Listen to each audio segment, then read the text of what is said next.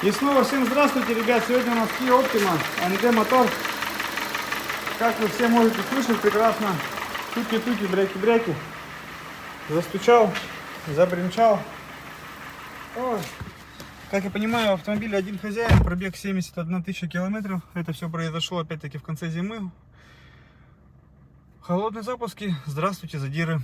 Вот такая вот история, такая арифметика на корейских автомобилях. Ну что, меньше слов, больше дела. Давайте будем разбирать, дефектовать, в каком состоянии навесное, ГРМ. Самое важное — это насос масляный, вкладыши, коленвал и распредвалы. Вот такая вот история. Ничего нового, все как обычно. Давайте будем работать. Разбираем автомобиль, ребят. Так, что у нас? Первое, по навесному. По навесному все хорошо, все замечательно. Только один фиксатор вот этот вот рассохся, сломался. А остальные все защелочки, крепления, все целые. Встанут на свои места. Здесь на хомутик посадим. Мотор внутри довольно-таки чистый, опрятный. Ну, масло меняли вовремя, видно. Цепь не вытянута, на удивление, на МД моторе это в основном вытягивает, но здесь все в порядке. Так, какие еще нюансы? Так. Да, в принципе, больше нюансов никаких нет. Все разбирается хорошо, замечательно, ничего нигде не трогалось. Все по заводскому. Герметик тоже везде заводской. Это, конечно же, радует, что в моторе никто не лазил. Сейчас убираем ГРМ. Плиту вот эту вот полностью снимаем, не разбирая, дабы третий распредвал не доставать потом с ним. Беда, даже официалы, по-моему, не берут настраивать. Вот это вот волвотроник, это третий ряд. Конечно, геморроя добавляют современные, ну, новые моторы, которые шли уже после этого кузова. Они уже без третьего распредвала, просто нашный мотор К5 там и так далее. Ну что, разбираем, дальше работаем. Ребят, разобрали полностью Optimu, лежит на столе, блок маленечко сполоснули, сразу же в мойку его положили перед расточкой, чтобы станок не гадил. Так, по задирам. Забыли под капотным снять, когда он стоял, ну ничего страшного. Первый, второй, третий, четвертый. Первый и третий больше всего одинаково примерно. Второй, четвертый меньше всего одинаково. Не четвертый, ребят, как обычно выбираете, вот третий и первый. Поэтому, ну, логики я не вижу ваших фактов, что задирать постоянно четвертый задирает. Кому как вообще повезет, мягко говоря. По вкладышам вопросов нет, группу даже видно все в отличном состоянии. Естественно, менять мы их не будем. Кто-то говорит, обновлять надо. Раз разобрали мотор, надо все менять. Бред полнейший. Вкладыш — это тот элемент, который в моторе может пройти вообще не 1 миллион километров, если масло вовремя менять. И хорошие фильтра ставить. То же самое касается и масляного насоса, и распредвалов, и так далее. То есть то, что вращается на масляной пленке. Если чистейшее масло, то ничего там не будет. Мотор, в принципе, не загажен, в нормальном состоянии, поэтому, естественно, трогать мы их не будем. Но шатунные вкладыши, это, конечно, у них, что они ставят такое, я не знаю, группа вроде видно, но начинает протираться уже. Естественно, будем ставить нормальные. Это говно выкидывать. Второй. Вот так вот у нас выглядит. Первый. Вот так у нас видно, что маслица подкидывал малёха моторчик. Четвертый. Третий. Вот такая вот история. Теперь по катализатору. Вот он у нас лежит катализатор. Он еще на автомобиле присутствовал. Где-то тут я видел. Вон он лежит. Видно, да? Вот он, красавчик. Неописуемо. То есть начинает уже разваливаться. Вот тут кусочки видно. Отпадают. Поэтому, естественно, будем его удалять. Верхний и нижний оставляем. Прошиваем на евро 2. Колено в размере. Четко все. Не трогаем, сотка в сотку, нареканий к нему никаких абсолютно нет, слава богу, все замечательно. Вкладыш только шатунные меняем. Ну, в принципе, сейчас оставляем список работ, запчастей, отправляем клиенту на согласование и будем приступать к установлению данного двигателя. Ребят, снова всем здравствуйте, пришло время собирать у нас Optimu, все готово к сборке, блок у нас расточен, свежий красивый хон, отверстие под маслофорсунки, фреза сделана, снято 6 соток, все везде отмыто, все везде замечательно. Колено сейчас промываем спиртовыми очистителями, промываем, продуваем, чтобы не было ни пылинки, ни соринки. Старые поршня снимаем, шатуны ложим в мойку, промываем, устанавливаем новую поршневую. Здесь садится это все дело на стопорах, поэтому проблем никаких нет. По поршням 4-5 соток зазор, в кольцах 2-2,5 десятки, в замках обязательная процедура, промеряйте, чтобы они там были. Если зазоры будут маленькие, в круг цилиндр задерет при хорошем нагреве. Также полуподдон у нас отмытые лежат. Что нам потребуется? Задний коренной сальник. Прокладка здесь вот между поддоном и блоком и прокладка под маслоприемник. В принципе все. Вкладыши еще же нам нужны будут нормальные. Это Шуршлайку эту ставить ни в коем случае нельзя, это больная тема тоже на наших моторах, задиры и проворот вкладышей. В данное время лежит еще один мотор SAI-40, вот этот вот вкладыш намотало друг на друга и мотор просто-напросто заклинил. А задиры, хотя еще особо-то не пришли, только начинались. Вот такие вот дела. Ну что, приступаем к сборке блока и показываем вам уже собранный блок. Ребят, блок у нас собранный, готов к установке. Поршня отличается у нас по наполнению, пару соток, поэтому каждый стоит в своем цилиндре. Никакой грязи, все четенько, маслица свежая. Проворачивается одной рукой, нигде ничего не зажимает. Шатуны имеют нормальную форму, ничего не вытянуто. Еще раз говорю, надо проверять обязательно не только по вертикали, но и по диагонали в каждую сторону. Кто пользуется этим псевдопластилином, типа посмотреть там линеечку, потом приложить, я вообще этого не понимаю, как этим можно пользоваться. Вы же смотрите только в одном направлении. Шатуны очень часто тянет по диагонали. Там никто никогда не смотрит. Естественно, если шатун потянут, то есть с одной стороны там будет 3 сотки, здесь, допустим, 5 соток.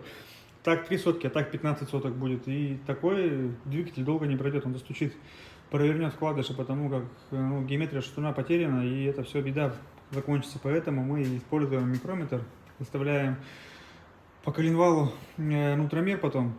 И все это дело промеряем. Вот такие вот дела. Так, ну что, сейчас снимаем гуся, ставим пластины обратно на место и монтируем на автомобиль.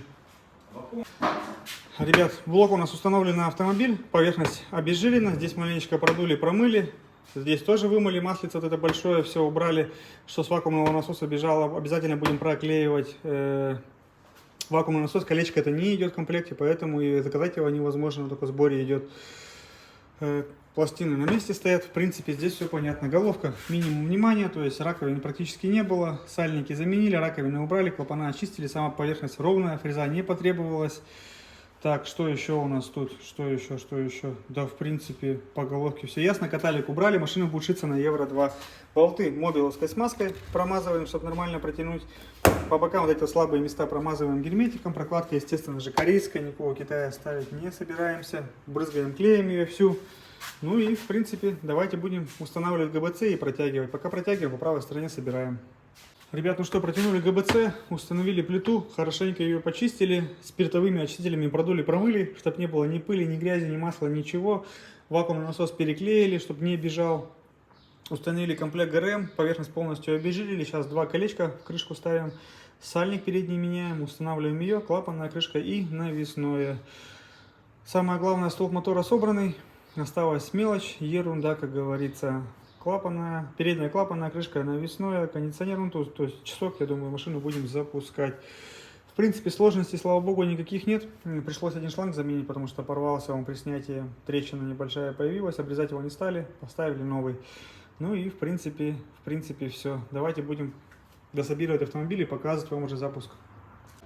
Ребят, автомобиль мы полностью собрали, масло, антифриз залили, дроссель помыли. Антифриз, естественно, больше уровня. Здесь еще не закрываем крышку, потому как хоть и заливаем через верхний патрубок, но в любом случае воздушная пробка. Сейчас запустим. Надо будет обязательно долить антифризик.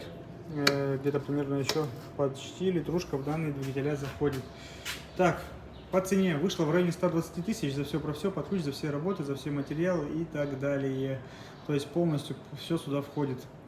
Откатка 3000, не более 3000 оборотов, через 200-500 километров заменить масло, масляный фильтр, а потом раз в 7000 его менять. Не гуще 530, особенно вот эти ЦВВЛовские моторы на густом масле они очень сильно громко работают, ребят.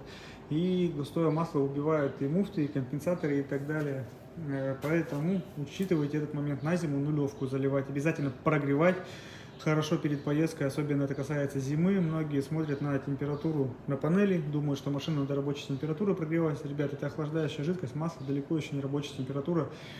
И некоторые начинают прям наваливать. Естественно, масло свои свойства начинает, скажем так, в полной мере работать именно при температуре где-то 80-90 градусов. А когда зимой на панели там 90 градусов охлаждать, как масло там 10-20 градусов, на машине начинает гонять, естественно, идет износ гораздо быстрее. Учитывайте тоже и вот этот момент. Радиаторы, следите за частотой, потому что летом локальные перегревы страшны. Не то что задирами, а именно залеганием колец. Масло горит и так далее. Поэтому продлите жизнь хотя бы раз в год, смотрите. а там уже по состоянию принимать решение, мыть либо не мыть. Так, клапана в этой сеточке также помыли, поставили на место. Стоимость сказал, давайте будем пробовать первый запуск автомобиля. Так, раз. Опа. Так, климат off. Ну что, еще разок. Давление есть, аккумулятор есть. Пробуем, с Богом.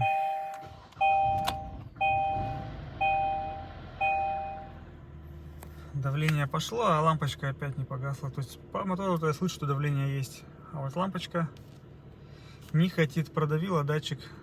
Ну да ладно, сейчас его заменим. Это дело не проблема. Ну, в любом случае, говорю, слышу, что давление в моторе есть. Муфты затихли, компенсаторы затихли. Так, давайте еще раз попробуем. Может быть, все-таки погаснет. Да, навряд ли, хотя. Да. Ну ладно, будем менять. Ничего страшного в этом нет. Обычное дело. Так, пробег у нас 71 по одометру. 1000 километров. Так. Цену сказал. Год у нас, по-моему, 16 у Optima. G4ND. Давайте послушаем снаружи. А сейчас греем до рабочей температуры. Автомобиль обязательно прогазовываем. Смотрим все шланги. Меняем датчик. Ставим защиту, и машину можно будет выдавать. Послушаем снаружи. Без давления мотор, ребят, совсем по-другому работает. Поэтому я и не боюсь, в принципе, что что-то не так будет. Слышно же, что там есть давление. Так, маленечко приопустим автомобиль. И воткнем отверточку в колесо, чтобы не загорелся датчик огня. Работает ровненько, работает тихо, это самое главное. На этом можно заканчивать серию, ребят. Обслуживайте свои автомобили вовремя. Хорошее масло, хороший воздушный масляный фильтр, хорошие свечи, бензин. И все у вас будет нормально. До новых встреч, до свидания.